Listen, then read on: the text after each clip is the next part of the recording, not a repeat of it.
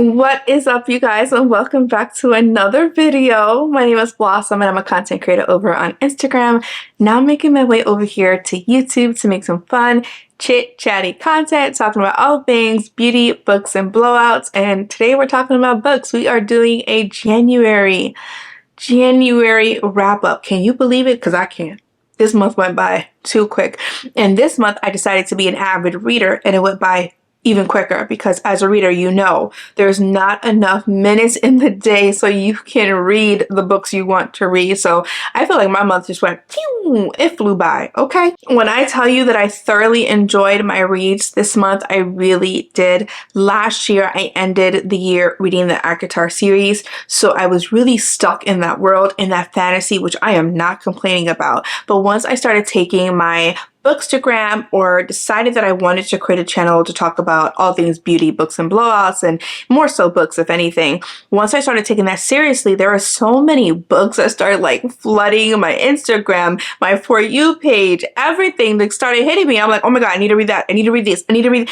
Y'all, it's a lot. So I finally got my hands on a bunch of books. I think I'm pretty much stocked up until June, but who knows? I most likely might go buy more. Who are we kidding? But like I said, I'm pretty much stocked up and I have so many great books that I want to read. So let's do a really quick January wrap up so we can get ready for an amazing February TBR. So the first book that I read in February was Assistant to the Villain by Hannah Nicole Mayer. You guys, this is a laugh out loud, tension-filled rom-com that captures your attention between the villain and the assistant as the chemistry and that slow burn starts to build. You can instantly see the connection between them two. Now, what's really interesting about this book is that she is a sunshine. She is a scrappy little sunshine, okay? But she's also has a little bit of a devious, a little bit of a dark side to her, if you will, too, where she's totally like okay with handling the villain's task. She does it quite well. She keeps him organized. She's really good at her job, and she eventually starts falling for him. She starts looking at him in a different way. The more he tends to show a little bit of his softer side, she kind of falls for that, but she's very protective of her boss. She really, like, do not mess with him. Do not mess with him or she's coming for you. It is the cutest little thing, but she does it in such a bubbly, sunshine-filled way. So it's like, okay, which one are you, girl? Which one are you? But this book was really good. Now, the villain is a typical villain. He's evil. He's revengeful.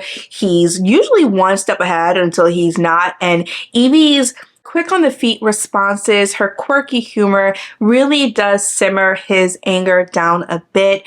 And honestly, he loves that. He loves that. He loves her. Now, this book did end on a cliffhanger, unfortunately, but there is a book 2 coming out sometime this year. It's called Apprentice to the Assistant, and I'm excited to get into that book. I think I rated this like a 4 or 4.5 stars over on Instagram because of the slow burn. Oh, we wanted more, Hannah. We wanted more. But I feel like in the second book, she's going to give that to us because the slow burn is existing. They already started. I mean, it's there. Now we just need the burn to come into flame. So we'll see how the second book goes. But I really did enjoy this book. It was super cute. Next, we have Love in Other Words by Christina Lauren. This book actually really surprised me for so many reasons. One, I've told you guys before that I don't like the concept of time in books, past, present, time travel, anything like that. I just like to move forward with the story. This has to be the best written YA second chance romance I've ever read. And like I said, not really good with like the concept of time, and hers is like then and now, past and present. The way that she's able to articulate her words about the past and the present and still show character development through the entire story. This was so beautifully written. Now, this story is about Macy and Elliot, and after 11 years of her ghosting him, by the way, okay? 11 years, they casually just run into each other, and all those feelings, all those unresolved feelings and unspoken words rush to their face. They're nervous. They're like, oh my God, it's you, it's me, oh my God. And all they say is hi. Hi. Their faces are just like super red. They're flustered. I was there. I can tell. Their faces were flustered and they're just like, hi. In that hi alone, everything was said. Everything he needed to know was said. You still love me. You still want me. I'm coming for you, baby. That's basically what that hi meant. And just seeing their present relationship start to unfold, the healing process start to begin. Those unspoken words are finally spoken. Man, it was a tragic experience for one and a traumatic experience for the other. I think I gave this like a 4.5 stars. And the only reason I did that is because I wanted more of their present. I wanted more of them in their adult era. I think they were like 28, 29, 30 around that area. I wanted to see them develop their relationship and how they're going to move forward with everything. I would love a second book to this. It could be a little bit of like a novella series or something. I don't know. It would be so cute to see their story continue. I think that would be awesome, but I thoroughly enjoyed this one. If you have not read this book and you're into second chance romances, YA romances, this is for you. It is so good. The next book that we picked up is completely different. It's After I Do by Taylor Jenkins Reid. You guys, this is my first 5-star read of the year. It is so damn good. I don't know how any of these authors do it, to be honest. The fact that Taylor was able to take two complex characters, very complex characters, and allow you to fall in love with them together and allow you to fall in love with them separately is beyond me. This is a very modern approach to everyday marriages. I feel like every married couple can relate somewhat to this book. I know I felt triggered. I was reading it like, I kid you not, I'm on the couch reading it. I'm like, oh.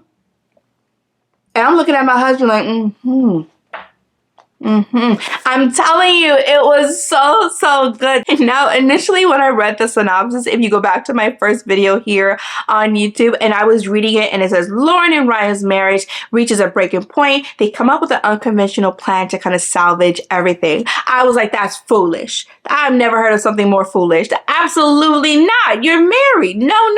Y'all, they needed it. They needed it. They absolutely needed it. Although the communication was strong in this book, there is also a lot of miscommunication going on in this book. And it's raw and it's honest. And the way that she's able to just, oh my God, Taylor, she's a phenomenal writer. And with that being said, I am super freaking excited to read The Seven Husbands of Evelyn Hugo now and any other book she has, because this book was not spicy. Not one bit of spice was going on in this book. But the fact that I was able to just still get so excited, so into it, and invested into the character development and to see what happens next, beyond me. She's phenomenal. I cannot wait to read all the other books she has now. My last book that I'm reading currently right now is A Not So Meet Cute by Megan Quinn. I'm not done with the book just yet because your girl has some poor time management this month. I did a lot of mindless scrolling over on the gram, Facebook, and whatever other platform. I did not use my time wisely this month. I was really trying to just recuperate from like the holiday season and kind of just take it easy. But I meant to do it for like a week. I meant to do it for maybe even 2 weeks. Y'all, it lasted the entire month. So could I have read more than 4 books this month? Absolutely. Did I? No, I didn't even get to finish this one. Well, we still have a few days left in January, so I think I can. But y'all, this book is so good. I am a huge fan of rom-com and spice. Huge fan off the bat. Banter, I will eat that up. This book has it all. I'm telling you right now, if you're reading a book and you get past like the first 100 pages and you're not into it, maybe it's not for you. Within the first chapter, which is like 3 pages, 4 pages, I was hooked. I was so hooked. The banter, the quick responses, Lottie's personality is everything. She's a savage. She's hella honest and she keeps it funky with you. Now, this book is about Lottie and Huck's Kane. Don't forget, this is a part of a 3-book series talking about the 3 Kane brothers. The first brother we're getting into is Huck's Kane. And this story plot has been so funny. It's super cheesy too, if I might add, and very predictable how everything is going to go down. But what's not predictable is the verbiage and the quick responses. It is so freaking good. So basically what's going on here, Lottie's in trouble, y'all. She's in hot water. She's broke. She need money. And she said, you know, I wish I could just go strolling around a rich neighborhood and find me a man, find me a billionaire, find me a millionaire, someone with money. I just want to go walking around, okay? And she does that. She goes walking around and she stumbles into Huck's. Now, guess what? Huck's is no saint either because he's in hot water too. He's not a business shyster by any means, but when he wants something done, when he wants a deal done, he will do everything he can to get that deal closed because he doesn't like losing. So homeboy makes up a whole lie about a whole nother life, and he needs a woman to kind of fill those shoes and pull the lie through, keep the lie going. The fact that he needs something and she needs something is kind of like you scratch my back, I scratch your back situation. And this makes it a perfect situation for both of them to get what they need. Now, what I didn't expect was Huck's personality to be so controlling, so strong-minded, very serious most of the time. And when he's being playful or sarcastic is usually in a way to get what he wants. And Lottie kind of just sees right through the bullcrap. She sees right through it and she gives him that banter. She tells him like it is. She holds nothing back. And he has never had a woman in his life to do that. So that's where, like, you know, the slow burn comes in. But let me tell you about something about that slow burn. Let me tell you something about that slow burn. That slow burn turns into fire real quick. Let me tell you, I was shocked. The spice in this is intense. I have never read this kind of verbiage when it came to spice. And guess what? I want more. It is so good. If you guys have not read this series, you got to read it. It is spicy. It is juicy. The banter is fantastic. And I cannot wait to read the rest of the series. And that is it, you guys, for our January wrap-up.